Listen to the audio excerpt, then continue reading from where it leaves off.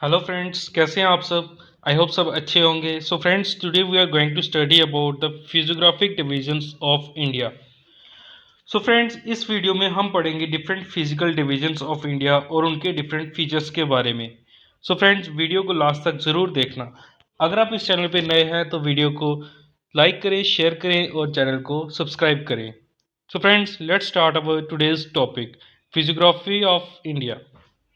The physical features of India can be grouped under the following physiographic divisions: the Himalayan mountains, northern plains, peninsular plateau, Indian desert, coastal plains, and the islands. So, friends, let's start our first physiographic division, the Himalayan mountains. The Himalayas, which are also known as the Young Fold Mountains, stretch over northern borders of India. Aravalli Range is the oldest fold mountain range in India. जैसे हमने देखा हिमालयाज को young fold mountains कहा जाता है, वैसे ही oldest fold mountain range किसको कहते हैं? अरावली रेंज को। The Himalayas stretch for a distance of 2400 kilometre from Indus gorge in the west to Brahmaputra gorge in the east. East से वेस्ट हिमालयस का डिस्टेंस कितना है? 2400 kilometre. The width of northern mountains varies from 400 km in Kashmir to 150 km in Arunachal Pradesh.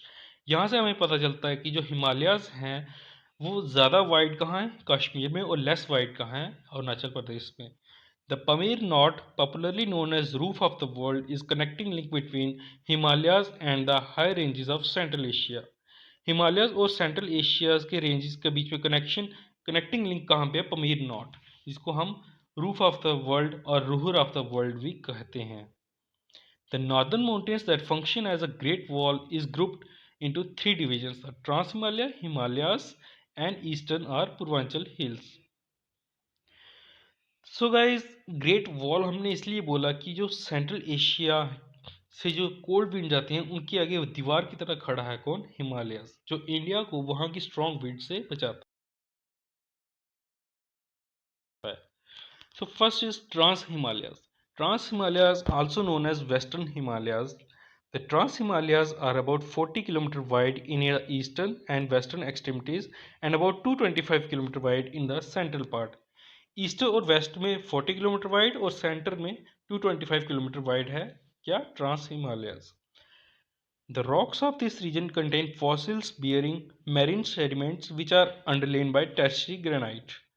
समझिए, इसकी rocks में हमें fossils मिलते हैं जो कि ग्रेनाइट की रॉक्स में स्टोर्ड है। The prominent ranges of trans Himalayas are Zanskar, Ladakh, Kailash and Karakoram.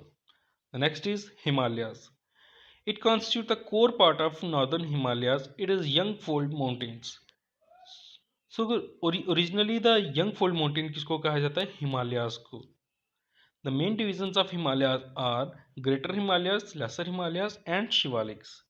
So now the Greater Himalayas, also known as Inner Himalayas or Himadri. So guys, ये directly questions आते हैं कि Himadri is also known as, इसको Greater Himalayas भी बोलते हैं और Inner Himalayas भी बोलते हैं. The Greater Himalayas are about 25 km wide. Its average height is about 600 meters above the sea level. So it's clear that the greater Himalayas कितने 25 kilometre wide हैं, उनकी एवरेज हाइट है 6000 metres. The great Himalayas receive lesser rainfall as compare to lesser Himalayas and Shivaliks. Lesser Himalaya और शिवालिक्स के accordingly greater Himalayas में rainfall बहुत कम होती है. The folds of great Himalayas are asymmetrical in nature. जो हम बोलते हैं यंग फोल्ड माउंटेन्स, इसको हिमालयस को बोलते हैं, इनकी जो फोल्ड्स हैं वो एसिमेट्रिकल हैं. कहीं पे ज़्यादा होंगे, कहीं पे कम होंगे, कहीं पे प्लेन होंगे. Means they are asymmetrical.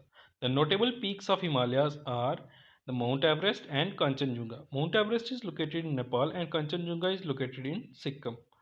Mount Everest जो कि वर्ल्ड की हाईएस्ट पीक है वो कहाँ है? नेपाल में, और इसकी हाइट कितनी है? 8848 metre above the sea level. So the Himalayas are perennially snow bound, मतलब थ्रू ऑफ द ईयर वहाँ पे स्नो रहती है.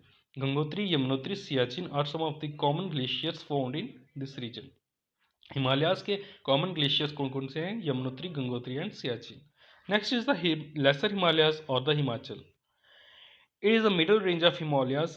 Height of this range varies from 3700 to 4500 meters.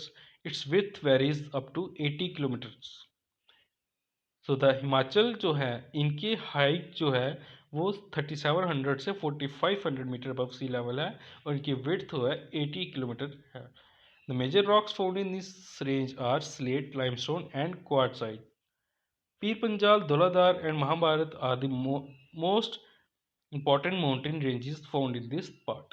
Major hill stations located in the Himachal are Shimla, Mussoorie, Nainital, Almora, Ranikhet and Darjeeling. So guys, इसमें confuse मत होना कि हमने हिमाचल बोला, because Himachal is the another name of lesser Himalayas.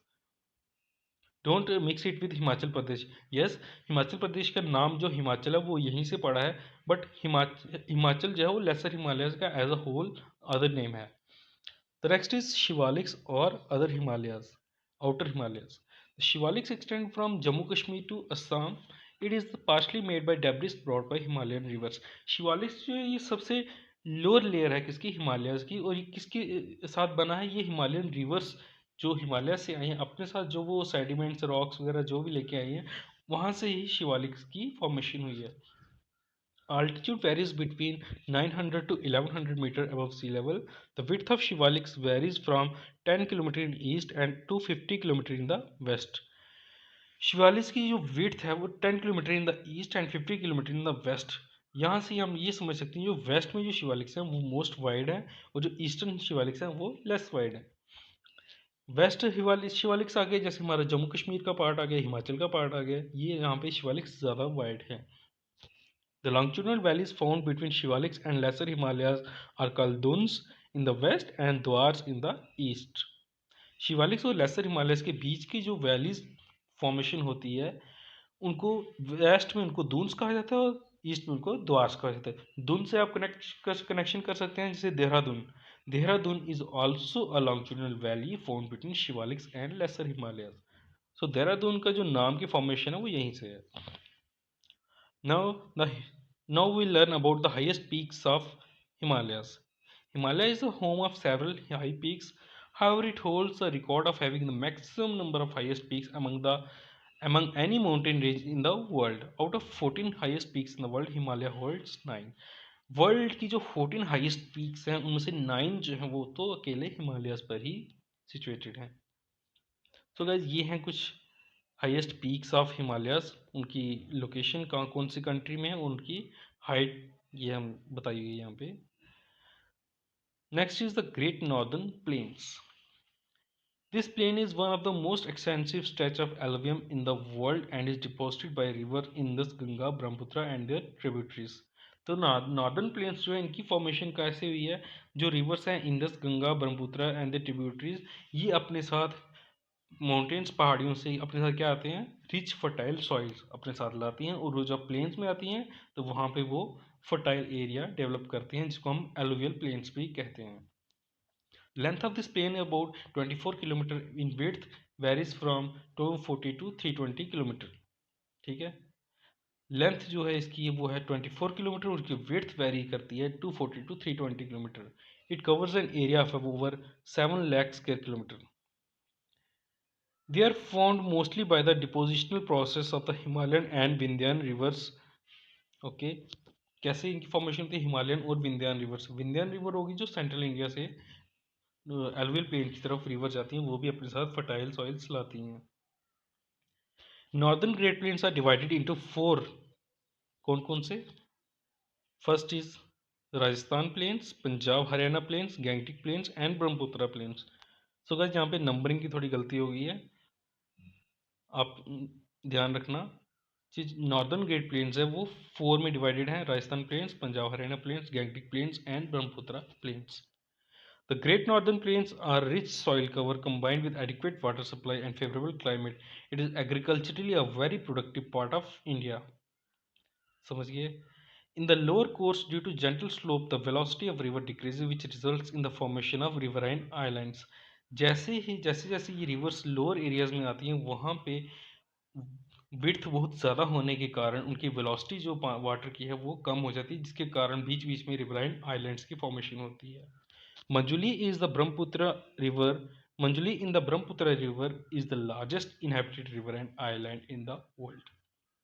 Manjuli जो कि largest river and island of the world है, ये कौन सी रिवर के सेंटर में है? ब्रह्मपुत्र रिवर। और ये इनहेबिटेड मतलब वहाँ पे पॉपुलेशन है, वहाँ पे लोग रहते हैं। Next is the peninsular plateau. The peninsular plateau is a table land composed of old crystalline igneous and metamorphic rocks. जो पेनिनसुलर प्लेट्यू है वो किस किस से बना हुआ है?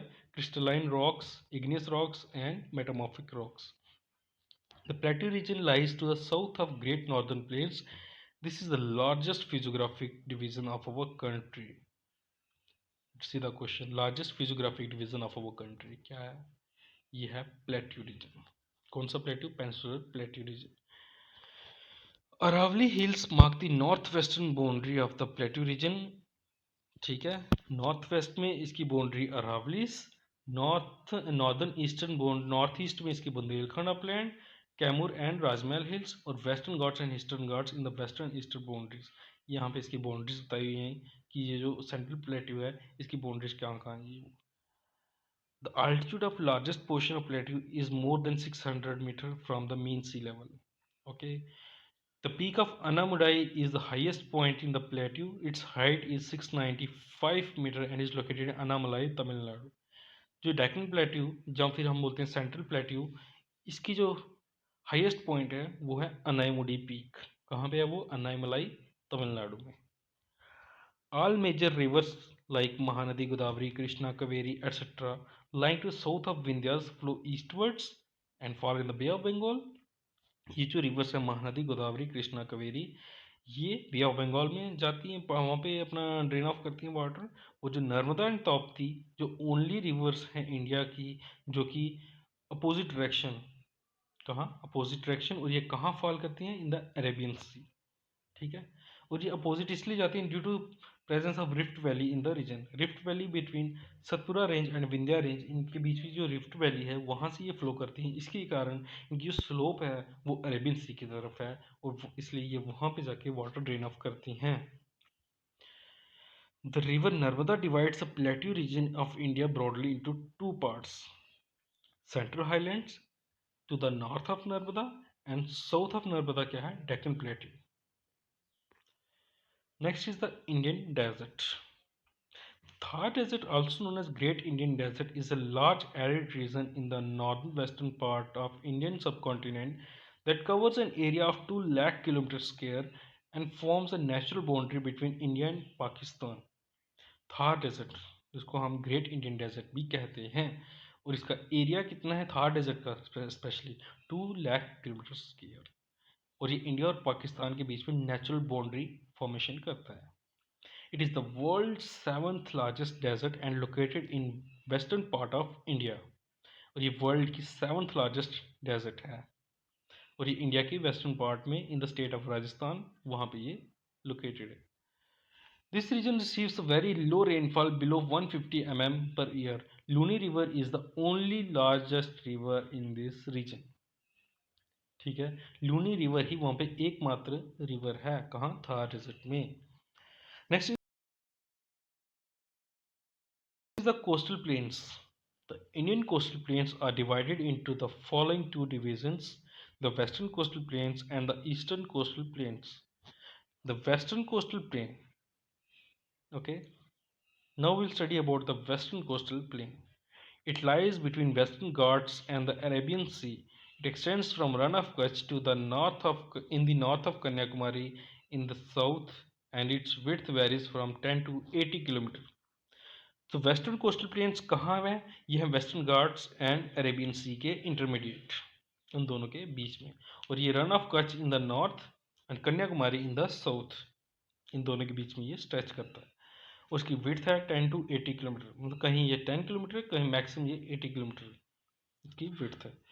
The northern part of Western Ghats is known as Konkan plain, middle part known as Kanara, and the southern part is called Malabar coast. Next is the Vembanad is the famous backwater lake found in this region. Vembanad Lake is also the largest lake of India. It is located in the state of Kerala. So friends, यहाँ से 3 question बन गए। Famous backwater lake जो कि western घाट reason में है वो कौन सी है? वो है वेम्बनाड लेक। फिर लार्जेस्ट लेक ऑफ इंडिया कौन सी है? वेम्बनाड लेक। वेम्बनाड लेक कौन से स्टेट में लोकेटेड है? केरला में। So the next is the Eastern Coastal Plain. It lies between the Eastern Ghats and the Bay of Bengal. Coastal plains between Mahanadi and Krishna is known as Northern Sakar, and the southern plain lies between Krishna and Kaveri is known as Coromandel Coast. Northern Sikar और Coromandel coast guys याद रखना किस किस river के बीच में है। Northern seekers Mahanadi and Krishna river के बीच, और कोरमंडल कोस्ट जो है वो कृष्णा एंड कावेरी रिवर के बीच। The Marina beach located in Chennai is the second longest beach in the world.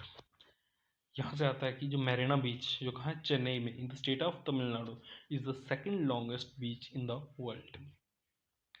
Chilika lake is the largest saltwater lake in India. It lies in the state of Odisha to the south of Mahanadi Delta.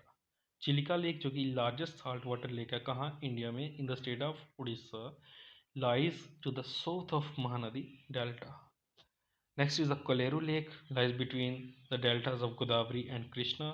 The Pulicat Lake lies in the border of Andhra Pradesh and Tamil Nadu. So friends, ये थे well known lakes जो कि eastern coastal planes में located हैं। Next is the islands. India has two major groups of islands. First is Andaman Group and Lakshadweep Group. Andaman Group consists of 572 islands and are located in Bay of Bengal. So friends, यहाँ से आप सोच सकते हैं 572 islands Andaman and Nicobar group में, and Lakshadweep group में 27 islands. जो Andaman group है यहाँ पे इसको वॉल्केनिक आइलैंड भी कहा जाता है और लक्षद्वीप को कोरल आइलैंड भी कहा जाता है। Andaman group of islands. Port Blair is the administrative capital of Andaman and Nicobar. तो फ्रेंड जैसे हम जानते हैं अंडमान निकोबार जो है ये यूनियन टेरिटरी है, उसकी एडमिनिस्ट्रेटिव कैपिटल कहाँ है, अंडमान एंड निकोबार में। The 10 degree channel separates Andaman and Nicobar group. ठीक है, सीधा क्वेश्चन यहाँ से आता है कि एसएससी में कि अंडमान एंड निकोबार को कौन सा चैनल सेपरेट करता है, it is 10 degree channel. The southern most tip of India is Indira Point, which is located in the southern part of Nicobar group, Nicobar Island. India's only active volcano is present in Barren Island in Andaman and Nicobar group of islands. India का एकमात्र active volcano जो कि बैरन island पे है। बैरन island कहाँ है, Andaman Nicobar group of island का एक छोटू सा आइलैंड है बैरन आइलैंड, वहाँ पे इंडिया का active only active volcano present है। Saddle Peak, the highest peak of Andaman and Nicobar, is located in North Andaman Island. Andaman and Nicobar की हाईएस्ट पीक कौन सी है, सैडल पीक, कहाँ लोकेटेड है, नॉर्थ अंडमान में। Next is Lakshadweep islands. This is a small group of coral islands located off the west coast of India in the Arabian sea. It covers an area of 32 square kilometre. ये छोटा सा island है जिसको जो कि एक coral island है, कहाँ है, अरेबियन सी में प्रेजेंट है ये। Kavaratti is its administrative capital. Lakshadweep Islands are separated from Maldives by 8 degree channel. ये भी क्वेश्चन बनता है कि लक्षद्वीप जो है वो मालदीव से किस चैनल के थ्रू सेपरेटेड है, it is 8 degree channel. The uninhabited Pitts island of the group has a bird century.